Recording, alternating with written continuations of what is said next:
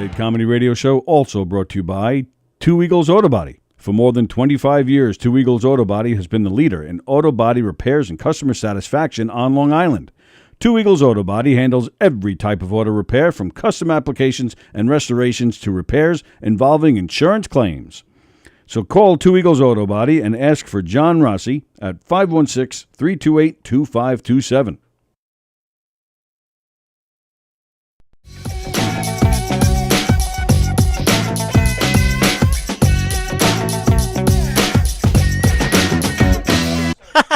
Okay.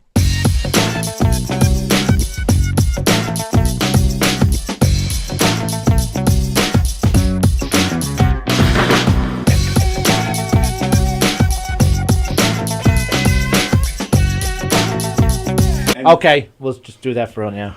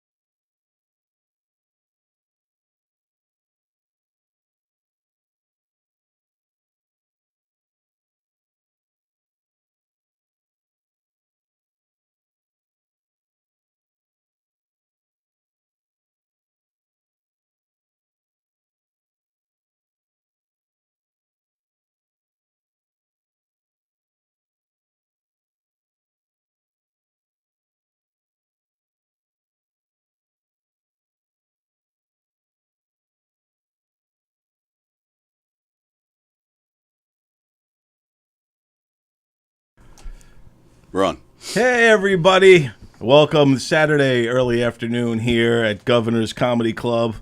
Having a blast with Tony Walker Fresh and, of course, Mark Riccadonna. We haven't gone to sleep yet. We've been up all night since last night. Partying. Yeah. Brian Scalaro doesn't let us go to sleep. Out all night. We were at the Brian, we were at McGuire's. Mark Riccadonna performed there with Brian Scalaro. And who was the MC? She was great. I can't remember. Lacasio. Yeah. Right? I think that was it. I don't remember. Lacasio. She was great. I really enjoyed her. We have to get her name because I think she was great. Yeah. And I'll look it up. Yeah, and we should get her maybe one day on the show as well, Tone. All right. But yeah, she was really good. So it was an overall great experience. And that was the first time in McGuire's in a long time, right? It's been a real long time since I was at McGuire's. So that was like, it was really fun. It was sad I didn't see the old regime. I really felt like they were family and little James. Right. I was yeah. It was such a great thing when you would walk in and it was little James and Dom behind the bar. It was like the family all worked there. Yeah, and so it was sad not to see him, but I know they're But now you have Santa Claus. Now we got Santa. Santa. Here's the thing. You fucked up. If you're at a comedy show and you think you're being funny and yelling out shit, and Santa Claus rips you out of the club, like when Jolly Saint Nick grabs you by the shoulder and yanks you out of your chair. He's badass too. That guy. He looks like he's intimidating for a guy who looks like Santa. So you know he's angry. If Santa joined the Marines, he is like a Santa Marine force. So the guy who is in charge of security over there and kind of running the ship over there at McGuire's is this really nice guy, but he also is a Santa Claus, like a legit Santa, where he said his goal is to be on the Macy's parade. Oh, is that right? He said that? Yeah, he said his goal is to be he goes, it's not a matter of when, it's if. He goes, it's not a matter of if, it's when I will be on that float in Macy's. Oh my goodness! You need me on that float. Yeah. You want me on that float. And then I guess there's like a whole community of Santas, because he's like, rumor has it that the current Santa is looking to get out. He's looking to get out. Yeah, he's like, But always Santa Wars on TBS. remember, Santa, these colors don't run. I asked him, I said, what's the dynamics? Like, how do you work your way up to become, like, I guess the Macy's Santa Claus is the biggest, that's the mecca. That's the president of Santa. Yeah, that's like getting a Netflix deal. Yeah. So it's sacred. So I asked him, I said, how do you go from just being an average Santa Claus, like, there's hundreds of them every year, to getting the Macy's parade? He goes, well, first of all, this is like how he told me. He's like, first of all, I used to have a fake beard, now I have a real one. And I was like, okay. It's like a comic cutting his teeth. I'm being like, well, you got to get really good material. It's not just about the joke. You gotta get a really good Anyone beard. can get a laugh. You got to have some good material. Yeah, so it's like The real beard. yeah, because when he told me that, he had that look in his eye too. Like, I'm not fucking around with this. I got the real look at this It's a- fucking beard, and it is impressive. He has the Santa beard. Like, If it you're a looks real like, Santa, it's like being a 1%er in a motorcycle club. yeah. Yeah, those weekend warriors with the fake beards, you don't come to this bar. Well, here on Long Island, we have the one guy who he goes around as Santa Claus. He has a real beard and real long hair. It's all white. And he's got like this kick-ass outfit, like one of those really authentic outfits that you don't see very often. Yeah. And then a few years ago, he legally changed his name to Santa Claus. Oh wow! So, and he's here on the island, and he again, because he's got the name, he's got the whole thing. This guy Cleans up. You would not believe. I'll tell you off the air. Between Thanksgiving Santa and groupies. All the elves, the little people elves. community love him. the reindeer community, he cleans up between Thanksgiving and New Year's. And then even during the rest of the year, like during the summer, he has a barbecue business, and it's, barbecue with Santa. So you have like Santa Claus in the summertime Christmas showing in up. July. And Yeah. My buddy Chuck Gill's the Philly version of that. Oh, yeah? And he sings with the Philly Pops. And Oh, so wow. He always does like the Christmas show, and he comes out as Santa and sings with the Philly Pops. Oh, and nice. the orchestra, and but all year round, I mean, he's Santa. Yeah. So like when he goes out, he knows if he's seen people, so he has wears an image like to defend. he wears like Santa-ish, like summer Santa stuff, like board shorts that look like suspenders. Santa with like he lives the life. I'm doing that this year. I'm playing Santa at White Post Farms. Oh wow, nice. There you go. Yeah, because I've been doing the other thing for a long time, so they asked me this year. They had a... And by other thing, he means porno. Yeah, absolutely, with giraffes, because they have a brand new giraffe. The first giraffe ever born on Long Island at White Post Farms. And their fall That's festival... a weird record, though, really, Yeah. They have a fall festival every year, and they have a host, guy. Hey, everybody, he does crowd work all day, talks to people, makes announcements. And Buddy Flip was doing it for years. Do you know Buddy? Yeah. No, Buddy, he lives in Pittsburgh now. Right, well, that was the thing. So he moved to Pittsburgh, so he couldn't do this anymore. So they... Hey, kid, what do you do? Right. He was actually really good. I saw him a few times doing it. So I took it over, and I've been doing it for a few years. And they asked, and so they're having a giraffe Christmas. Is this? Do they always do Christmas over there? I think they do. I'm not sure. I think maybe the past year or two, maybe since COVID, I think they may have stopped. I'm not even sure. This is cool. But now I think I might be in a turf war thing because Rich Walker was doing it for a long time over there. The Santa? Yeah. Oh shit. But he's no longer working there. And he was also doing the commercials for their fall festival. Like he was doing all this, and now I'm doing second. Whoa! Oh, you got to get that up. Did you get the text? I did get the text. So great. That's got to be the opening of your show, man. I guess it should be. Right? And I could put in superimpose your face Oh, in really? the painting and the caveman painting. We got to show people what we're talking about, though. But to tell them what, you're the one that discovered it, Mark.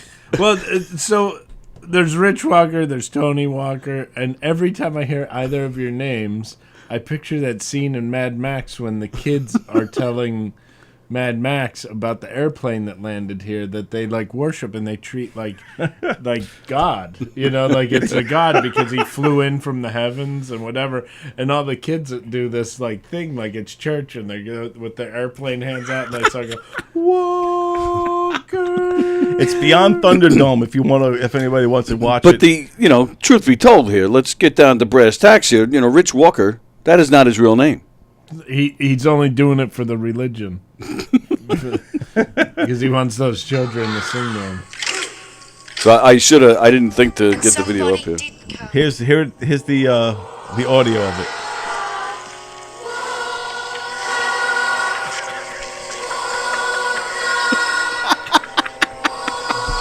They're worshiping it. Holy shit, it's nonstop. So whenever I hear your name, this is what I hear in the back of my head. But that's how it is with everything. When I hear like something and it has any kind of thing that I can connect to a movie, it's forever ingrained. Well, so what do you do for your own name? Mine? Yeah, like what like people, I don't know, what do you think about, like what movie do you connect to yourself? I think of that old the 50s song I changed the lyrics to Rickadonna, Rickadonna, Rickadonna. There you go. My name's easy to remember. I always tell people I don't have a Don Sill. I always say Donald Duck or Window Sill. I was like, so you always remember and people always remember my name when I tell them that. They're like, oh, Donald Duck Window Sill. Okay. Oh, wait, I take it back. Somebody when I was younger called me Rickadonna Sutherland. Rickadonna Sutherland. So that's... I take that back. I forgot it was my friend Derek that I told you about when we walked by. So I think this is hysterical. It happened in real life, but if you put it in a movie, I think people would think that it was...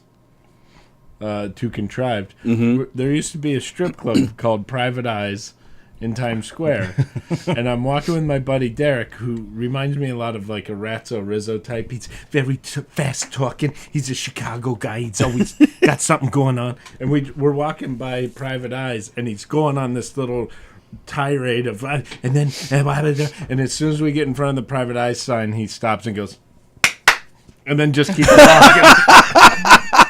Private eye.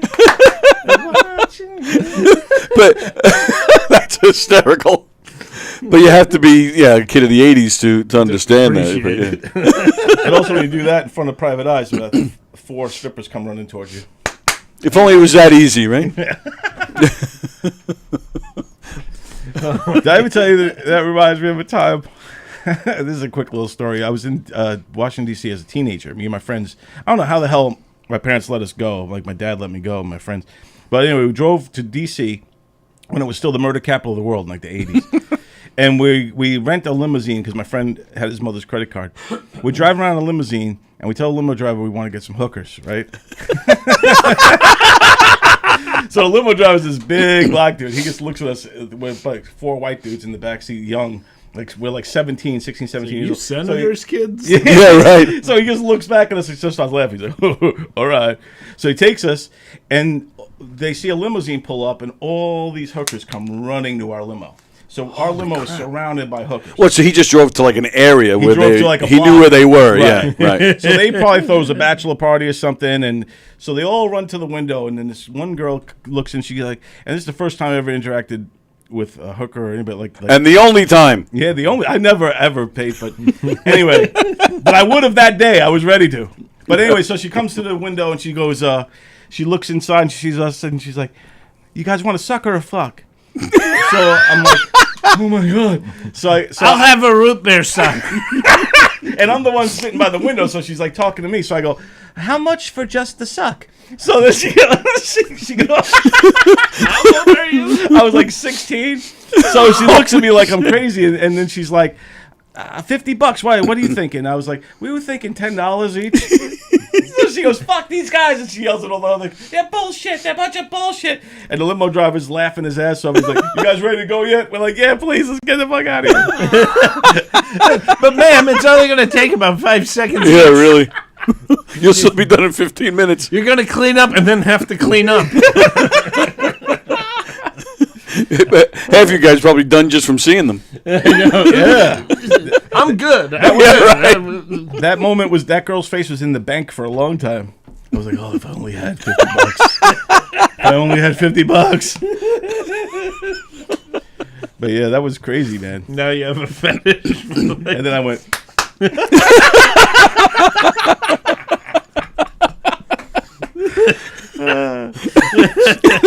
Then they came running back while the limo driver's singing Hall & Oates. Yeah, that limo driver was fucking with us because then we said we want to go to a club, and I swear you, this is all true. I could call my friend to verify, to fact check me, but he ended up. He goes, "You guys want to go to a club? I'll take you to a club." So he takes us to this club called Trax, and again, this is in the late '80s, like '86, '87. Track marks. So we went to Trax, and it's we go in there. He's like, "All right, guys, I'll wait for you out here. You guys go ahead and have fun, okay?" We're like, "All right, thanks, man." So we run into the club. It was like at the time, it was a gay club. Oh, this limo driver is having the time of his life. So we run out. My one friend John is like, "Ah!" He runs out. And you see that guy. John stuck around and had a couple cocktails. Right. Let's see what this is about. You could have got a $10. Posey, how you doing? You could have got a $10 suck in there, probably. I probably could have. Free suck. But John, my friend John, ran out. I guess remember the limo driver is big. Like I said, big black guy. He's big shoulders. Like, he was like, as he's driving us, he's still.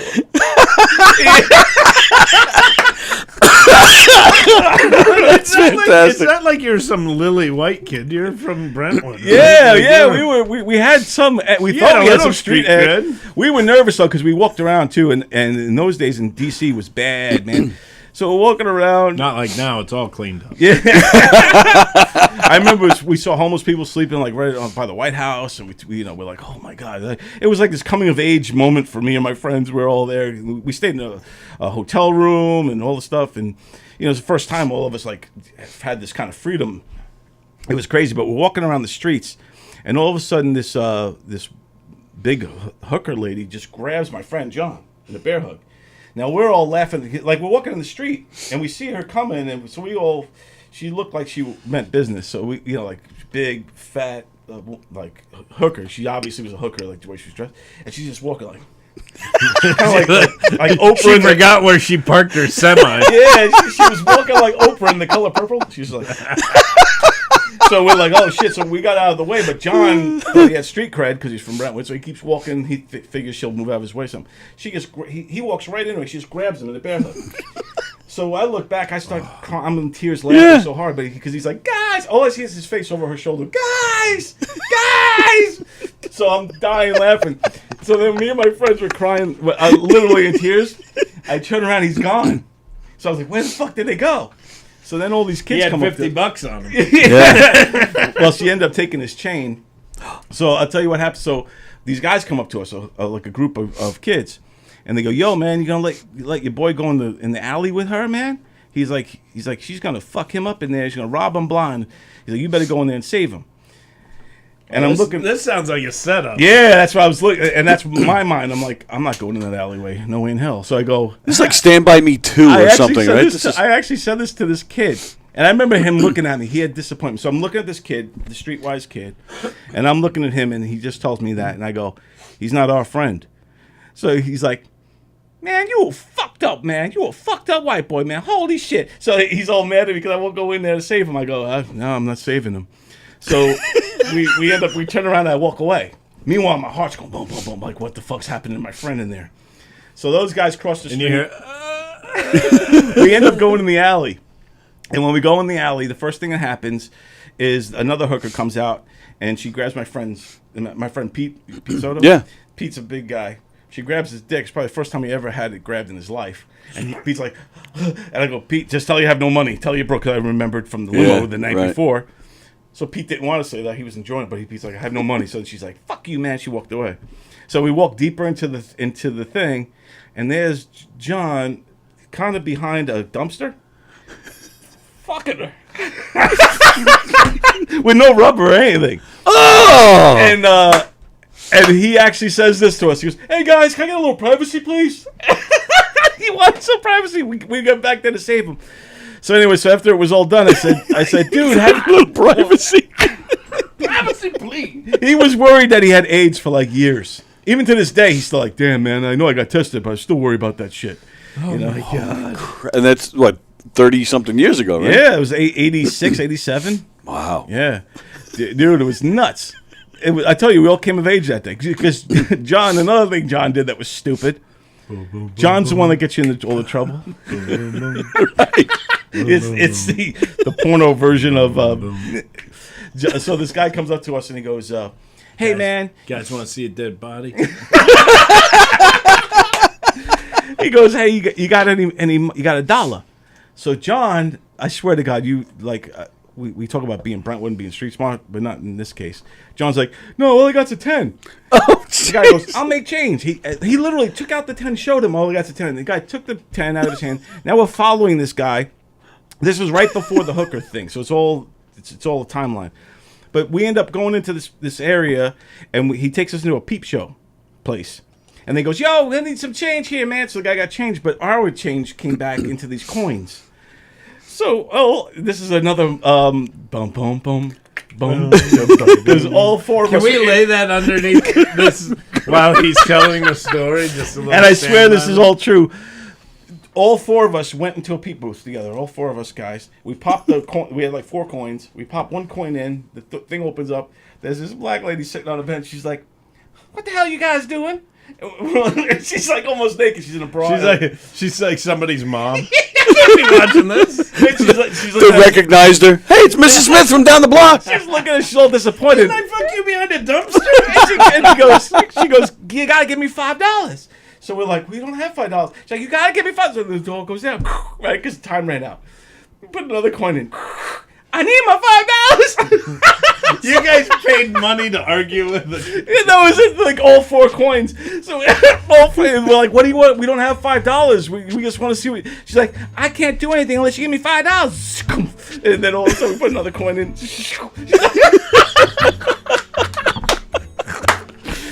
We're like, how do we give you the $5? Because before credit cards, you could swipe or whatever. Right. She wanted us to throw it, like they have a plexiglass, but there's a way you can throw it above it. We're like, we don't have any money. She's like, man, you guys what? In the middle of a conversation, we're like, I guess it's time to go, guys. That's where the whole $10 went. It was a crazy experience. Like, that's the one thing that it is like that movie. Because it's the one thing we all have that bond. I hear it. We all have that bond for life. Every time I talk to any of those guys, it comes up. I go, remember DC, man? Kiefer Sutherland shows up with a toothpick. Kiefer Sutherland was the one who was fucking her. Hey, a little privacy, please. Kiefer Sutherland's like... And that is how I met your mother. Then... Dude, that was a crazy trip, man. And the thing was, too, my one friend, the one with the credit card who got us the limo, he was at a Greyhound station getting ready to go to, by himself, getting ready to go to Florida because he wanted to go to Disney World. So we knew that. So we're getting ready, and we're like, his name's Jeff. We go, we need Jeff. He's got the money, man. So I knew he was at the Greyhound station waiting to get on the bus. So we went to the Greyhound station. And we just fucking took him with us. We're like, you're not going to Florida. Come with us, man. He's like, but I got everything else. No, you come with us, man. We followed him in the car. And then he spent the whole weekend with us and paid for our limos, paid for our hotel rooms. You can go to Disney anytime, man. How often can you get your buddies together and go This kid look at got hookers? a budget together to go to Disney. Right. And you guys made him run the ghettos of fucking D.C. And his mother was so pissed. You think? I wonder why. Where are you, Jeffrey? Where are you? He's like, oh, I went to D.C. instead with the guys. What? Was he supposed to meet them in Disney? No, so Jeff had a weird family dynamic. His mother had a mental illness where she's afraid to leave the house. So she never leaves the house. Like when you go to his house and visit, his mom is like porcelain white. Yeah. Her whole like porcelain. Like, she never sees the sun. She never goes out. Yeah. So it's still like this to this day. Yeah, she's still alive and she's Holy still like that to this crap. day. She never leaves the house ever. And so Jeffrey was kind of an odd kid, you know, and he lived in the neighborhood. So we kind of took him under our wing and all that stuff. And, you know, also his grandmother is rich. That's how he has all the money. I was gonna say, how does this woman make any money? Because that was before The mother work paid. from home. Yeah, her mother pays for everything. She's got some connection to Railroad Johnson and Johnson. tycoon money. Yeah. Oh, Johnson & Johnson. Johnson & Johnson. So Jeffrey She's always the second Johnson. Yeah. Yeah. Dude, it was so Jeffrey was always good to have around because he always had that never-ending flow of credit card money. So and and when you're 16 years old, you're like, Jeffrey, I need this, Like, even when we were in DC, we went You want to invest in a movie. Yeah, right. I got to find him now. He moved. So it is a lot He's living in D.C. yeah, he's married to that hooker. No, They have 3 kids. Jeffrey was Living odd in dude. Georgetown. It's a beautiful story. He was living in Portland for a while. I wonder where the hell he lives now. I don't even know, man. I haven't heard from him in years. You're not friends on Facebook or something? He doesn't have a Facebook, man. Oh. Yeah, Jeff is a weird, always was a very strange cat. But I'm friends with all the other guys that were there, Pete and John, and then Jeffrey and me. It was the 4 of us. And I picture you guys are like Stand By Me meets Monster Squad. But inserted into being there. Right. Yeah. You know what we were like? We were like those kids who Chauncey Gardner in the gang. those kids who crashed the comedy show last night. Yeah. Yeah. That right. was what we were like. That's like Yeah. the age we were at. Imagine those kids fucking like dabbling with hookers, Banging and hookers. in a limo going. That one kid was funny. The bartender trying to throw them out. She said, "How old are you?" And he's like, 19, 21-ish. Like he knew he was nailed. They looked at Scalaro and go, look at him. You know he's funny. Right. Bunch of kids came in last night at McGuire's at the tail end of the show to try to watch sneak in and watch the end of it or whatever. There's what, like 7, 8 of them? There's a lot of them. They were, probably. I was waiting 6 for or him to something. grab my books and run. I was kind of like, Yeah. No, true. Well, you had one guy, try to steal bookmarks or something? yeah. Yeah, the Old guys always, they pretend they don't know. Right. Oh, I thought you were giving these away. Yeah, that's what I do. Yeah, I came over here to give you free shit. Comedians who are, generally underpaid as, Right. we barely squeak by making livings unless you break to a certain level. Yeah, we just print shit to give away. There you go. Elizabeth Batapede's watching. John. John Rusiello from Florida. Hello, John. Hey, Rusiello. I just showed the picture. There it is. Yes. If you're around tonight, you want to see a great show, like we saw last night. Mark Riccadonna, Brian Scalaro. Dude, Rick O'Donnell killed last night. Oh, he shook that big time. killed, Yes, They you were did. Such a fun crowd. Dude, it was a great crowd. You killed. Well, the host, she was, and I feel so horrible. I can't think of her name, but I'm too tired right now. But she set it up really nice because she did just enough crowd work Yeah. that they felt like a community, but enough material that I didn't have to do any like, how we doing? It's like I just went up and just went in the material, and that's what I like to do. I don't like, I'm not. In a perfect world, I like to just do I have stories, and I want to tell the stories. I don't want to, like, and I don't mean this in a rude way, but, like, I'm not going to ask you what your name and what you do for a living, because I don't care. Right. I'm going to forget in 5 minutes. Not even. I'm going to forget by the time you finish saying your name. I'm going to forget what you just said. Right. Because my brain is geared toward I want to do my stories. Yeah, man. So it's I got to say, too, the jokes. Now, you wrote, in that joke book, you wrote all those jokes? I didn't write them. This is my friend Tom Briscoe and I's favorite jokes that people tell us after the show. When people would come over and go, I got a joke you can do. Right, in your act." yeah. And I was like, I don't really want to write this book. With Tom and I were talking about it. And I go, I think this would be a fun exercise. I don't know if I want to write it as a book. But then one night I was laying in bed and I realized, after shows, people go, we saw this guy last night. He was great. And, because I always tell people, if you had fun, tell your friends to come back. I'm here all weekend.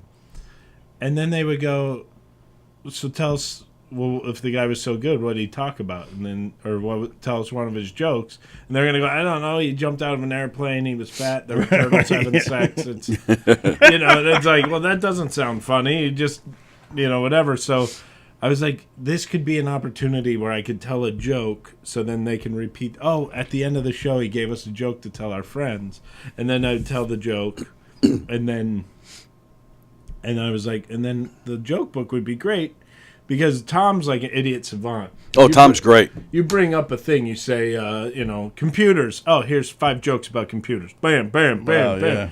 I don't remember them. Yeah. It takes a long time for me to remember. And people will tell a joke, and then I'll get to the punchline and go, oh, wait, I have heard that. Right. Yeah. So, like, having them written down was kind of cool. And to try to go through my Rolodex in my head of jokes. Because once somebody starts telling a joke, then you go, oh, that reminds me of another one. And that was the whole thing behind Drinks, Jokes, and Storytelling is I love hearing, especially comedians or musicians, people who are in the arts, and especially people who understand rhythm and understand when they tell a joke, it can be the same joke. You both can tell the exact same joke, but it'll feel different. Right. It's like hearing Sinatra sing a standard, and then you hear like Michael Bublé sing it. Right. And it's like none of them are right or wrong. They're just their version of it, and it's exciting to hear the same song. Right. You know, right, yeah. so like that's how I feel. It's like jazz or something. It's like we all know the song, but you're gonna play it different. Right. And I really, that was behind what Richie and I with Drinks, Jokes, and Storytelling, is I love street jokes and I love stories. I love hearing the DC. Me too. You going through the DC, reliving it. Right. It's like pure happiness to me. It's pure joy, and I'm picturing it. It's better than. That's why I listen to audiobooks. It's better than a movie because I can picture it how I want it to be. Right. Exactly how it is in your head. Where I feel like when you watch movies, you're watching the director's version of whatever, which I love movies too. Don't get me wrong. TV and movies, I'd watch them all day. But it's the idea of it being so pure that it's coming from you, and then combining it with somebody who can also tell a joke. I think it's like, that's why I wanted to do Drinks, Jokes, and Storytelling, especially with Richie, because Richie's one of the best storytellers. He can take an incident that happens in a hallway where he passes by somebody and says, has a tiny bit of thing and then goes on his way, and he can turn it into a 5-minute story where you're at the edge of your seat going, oh my God. That's the magic of Richie. You feel like when we were sitting here listening to Don a minute ago, that's what you feel like with Richie. You feel like you just sit with a buddy and he's telling you a great story and you just laughing your ass off in your living room. Yeah. That's exactly what his comedy is like, man. We became really good friends and stuff, and when we started doing the podcast together, then I'd go back out on the road and I would meet people who listened to the podcast. And these people actually thought they knew us and felt like they were connected. And they would start talking about, well, you remember when Richie talked about when Bruce Springsteen and Dr. Oz had the thing? And I'm like, they remember better than you do, right? Yeah. I don't remember that at all. And Yep. they're like, it's the episode where you had Joey Cola on and he told, and I'm like, wow. As soon as the episode's done, that's gone. Yeah. It's like, I don't remember any of it. That's crazy. Because I think I'm so into it in the moment, and that's the same way I am when I'm on stage, that when somebody's feeding me I work at the, Home Depot, and my name's Steve. It's gone. I'm so in the moment that it's gone. And it's like doing radio and podcasting. The number one detriment I see, and it's with young comics, is that they have a joke that would fit into a thing, and then they move to the next thing, and then they want to get the joke out, so then they're like, hey, remember when we were talking about? And then they try to insert the joke, and you're like, dude, you can only be in the moment. Right. Try to go back. Yep.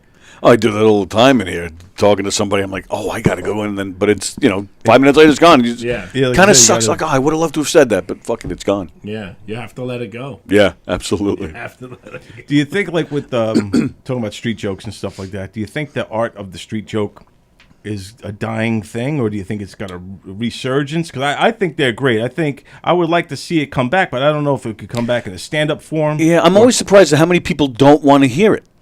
Yeah. Because I'm with you, I love them. But people don't want to hear them. Every time we have somebody on the podcast, we'd always ask, the number one thing is we go, what's your favorite joke you've ever heard after a show?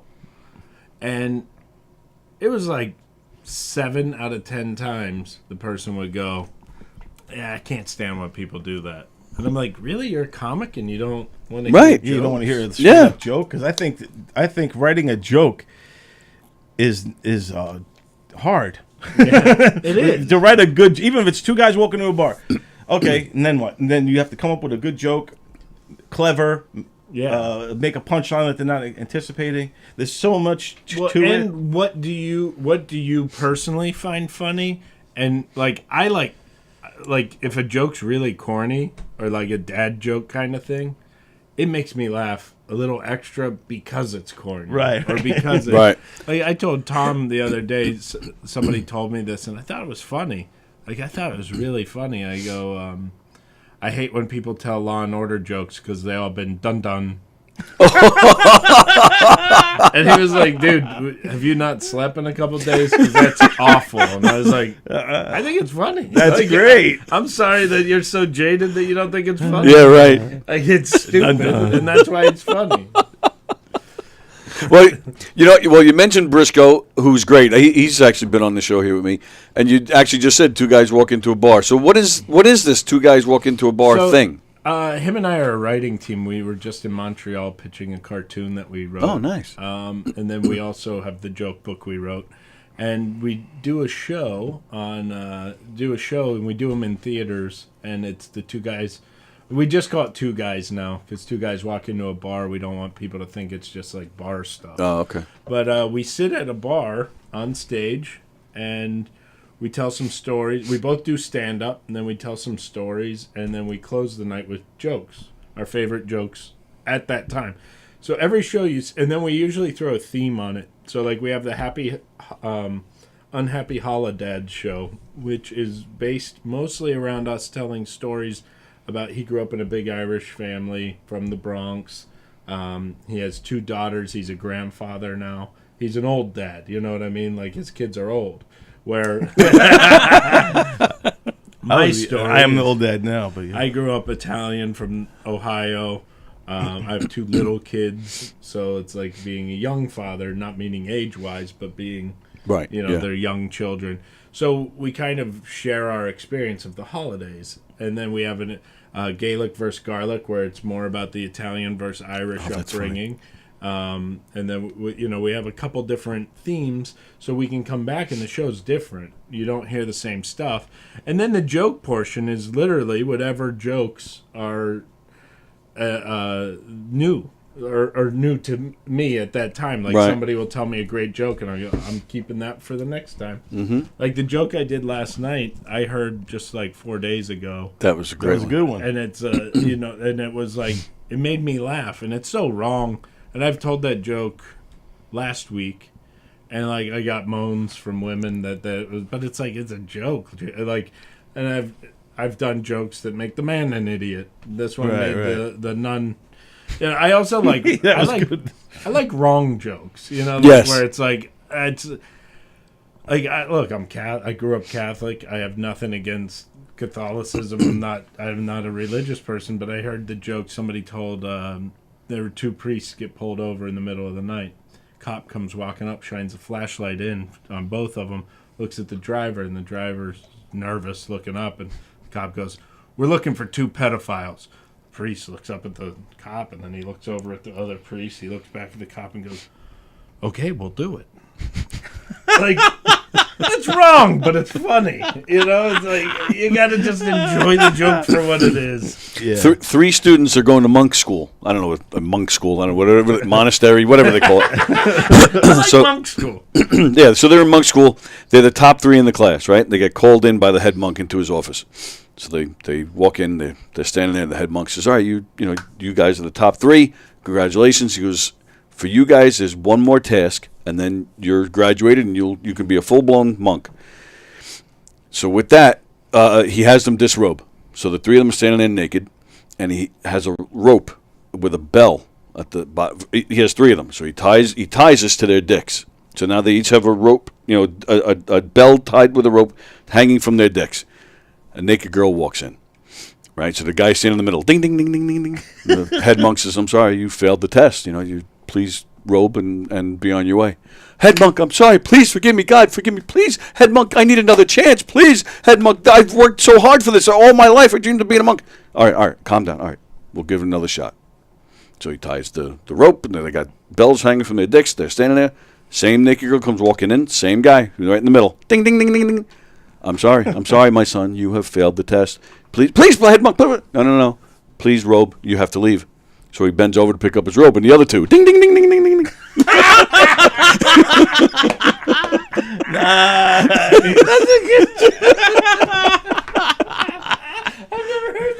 Oh yeah, that's good. I heard that years ago. Yeah, That's good.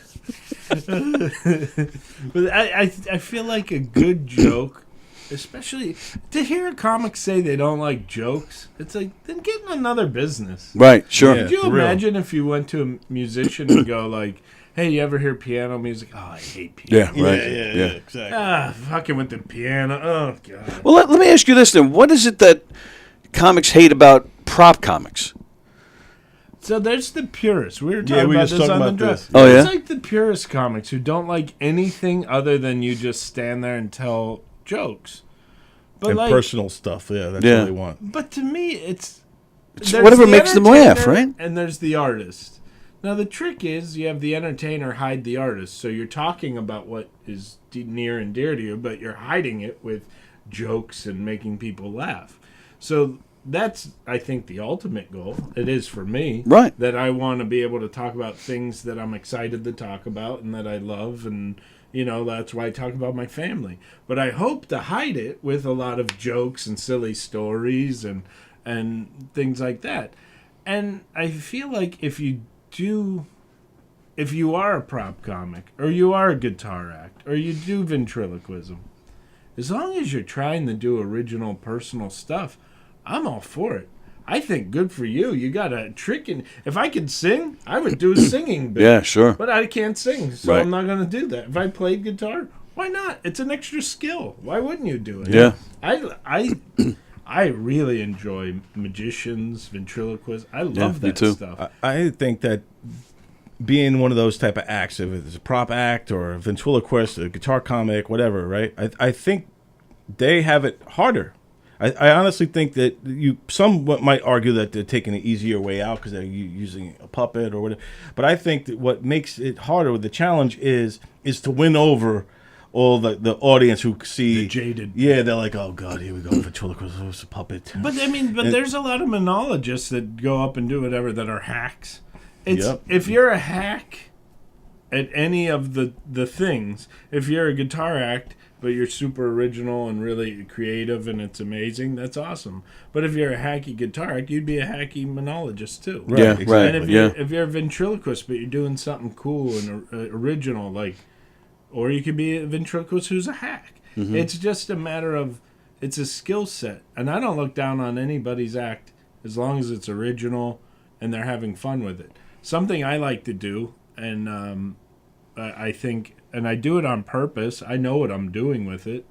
I like having a silly, stupid joke open a premise, have a short joke that then allows people to know I am funny, and then I tell a story.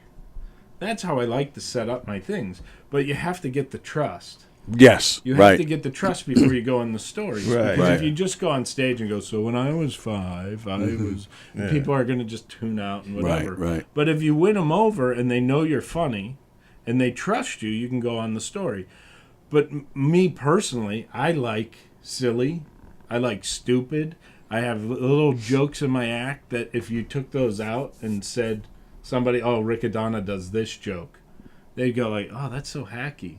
But it's on purpose, and I make a face when I do it. Like, I'm very aware that I'm doing something that's stupid and silly, Right. and I'm just trying to, like, lighten the mood.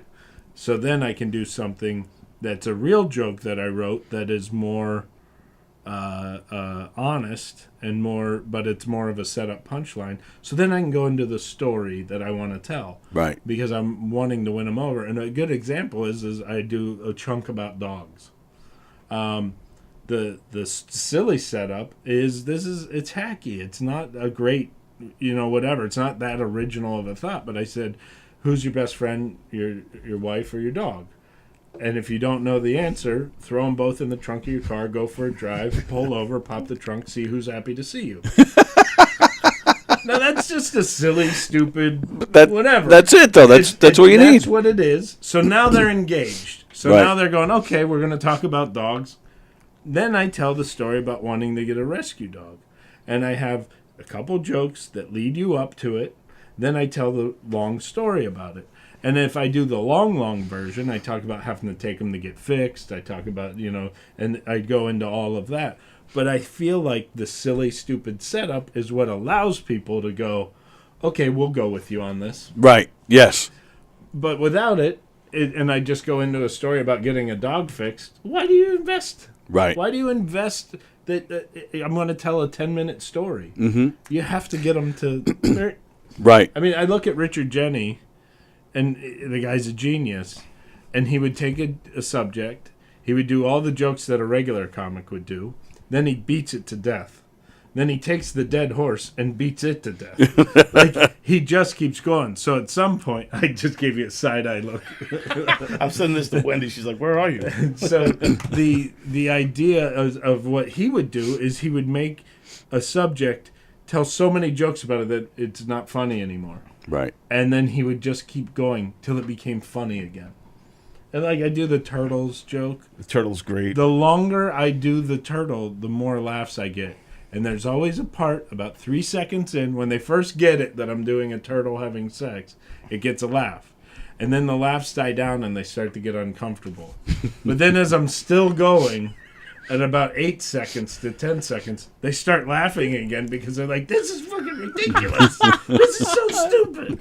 But I'm aware it's so stupid. Right. I'm not doing, to me it's not hacky because I'm aware that I'm doing this thing. Right. We were talking about Kevin Meaney. Yeah, Kevin Meaney would open Brilliant. his show with doing horrible comedy that was stupid, like hitting himself with the microphone and doing whatever. So you go, oh God, this guy's going to be horrible. And then he lets the guard down and he goes into the like, I don't care song. I don't care. Right, yes. I don't care. And then he starts doing really amazing comedy. And then it's all callbacks to the really horrible comedy. Right, yeah. That it's the same characters and the same things. And you realize, shit, he set us up this whole time. Right. He didn't save the show. He knew what he was doing. I mean, you watch his first Johnny Carson set, and you realize he has 5 minutes. And he does that whole... He is a character in a play, and the audience is the other character. Because when he comes out, you think, oh my God, this guy's bombing on Carson. This guy's horrible. But he sticks to it so hard. By the end of it, Johnny Carson's crying. Right.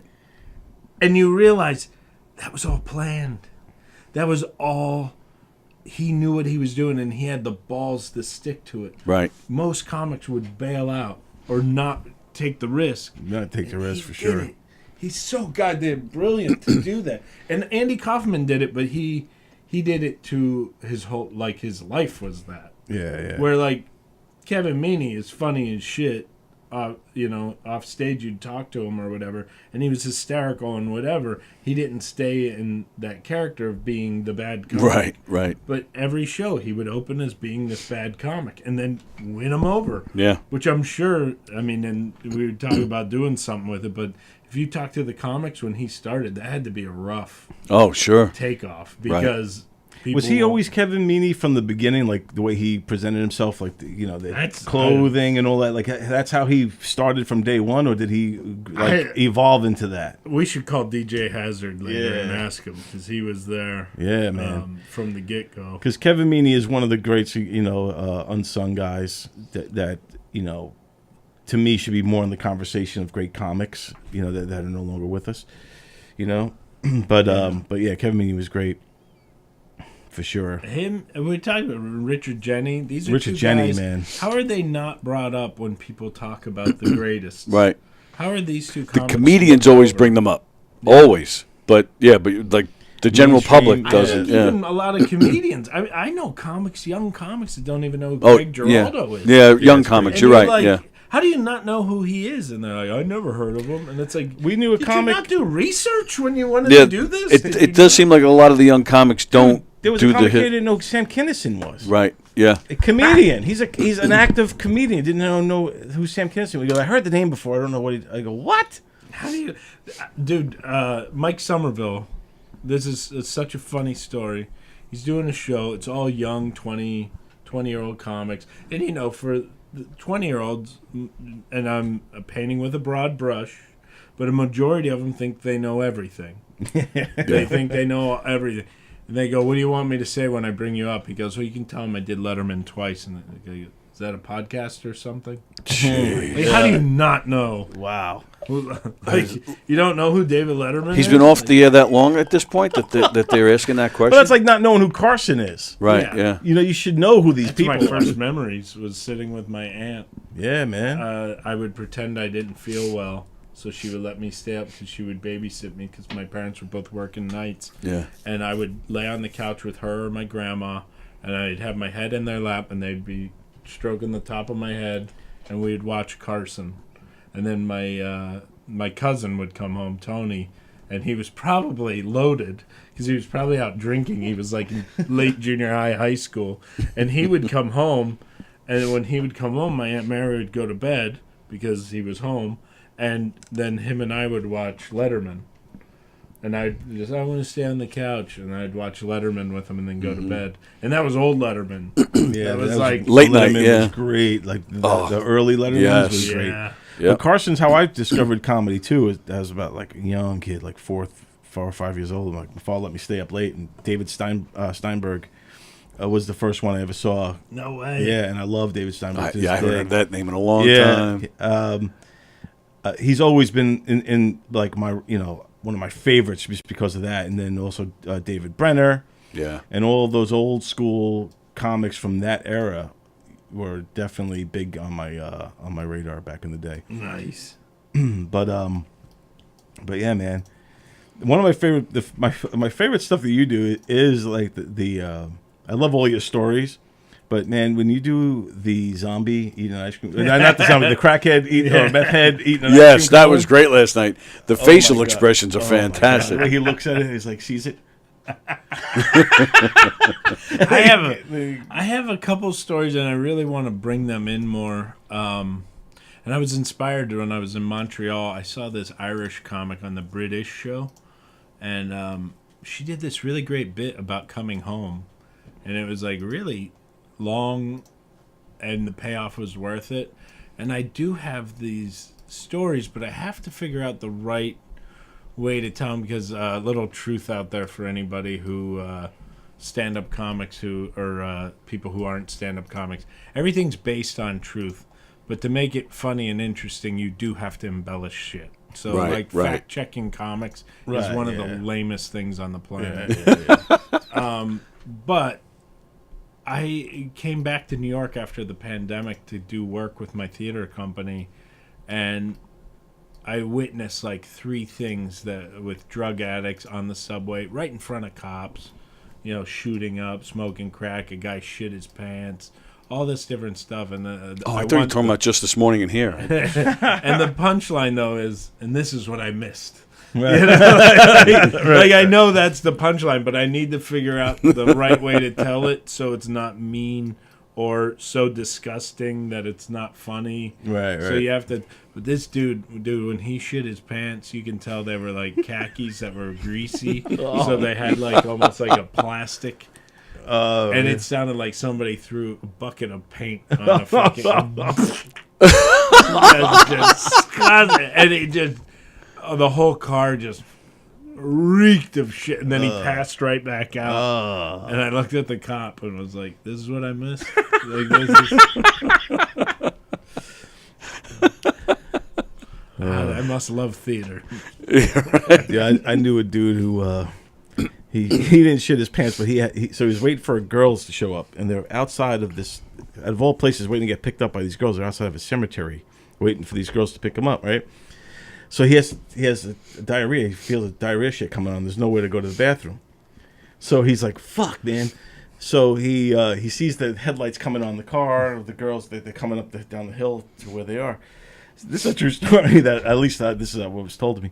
So the guy pulls down his pants and just shoots it, like just sprays all the shit on Rooster tail onto a tree. but he has nothing to wipe with, so he just starts wiping with leaves and stuff like that, and he's got shit all over his hands, and then they pull up, so then he pulls his pants up real quick, and then he gets in the car. He said the whole car smelled like shit. That's what reminded me. Oh my God, that's horrible. When I worked for the phone company, we were doing a job in Massapequa, and there was a Sizzler right there, so we went to Sizzler for lunch. We went back to the job. Sizzler, what do you think? I'm made of money? So we're right next to the job site. We were putting in underground phone lines into a new building, and the Sizzler went right through me. I was like, oh my God. And this building, the building was gutted. It was a former restaurant, and they were building it turned into something else. And I was a temp at the time, so they treated the temps like shit. You were just, they treated you awful. So I go to the guy who had the truck, he would sit in his truck, he would drive to the job site. I said, I got to take the truck, I got to find a bathroom. He goes, fuck you, get back to work. I'm like, no, I'm not kidding, this is bad. It was too fucking bad, get back. I'm like, fuck. I didn't go, because we were digging trenches. I didn't go back in. I ran into this gutted building.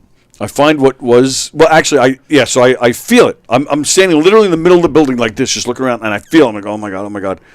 So I did the same thing. I'm hoping it'll just shoot out. Right, so I'm in the middle of this building. I just throw my pants down, and sure enough, it doesn't. It doesn't fly. I go down. I'm like, oh. So it's all over my pants.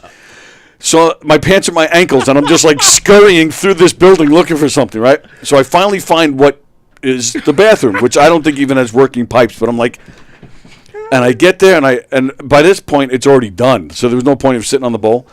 But then it was like a bad Hallmark movie or something. I look in this bathroom. I look across. There's an unopened package of toilet paper.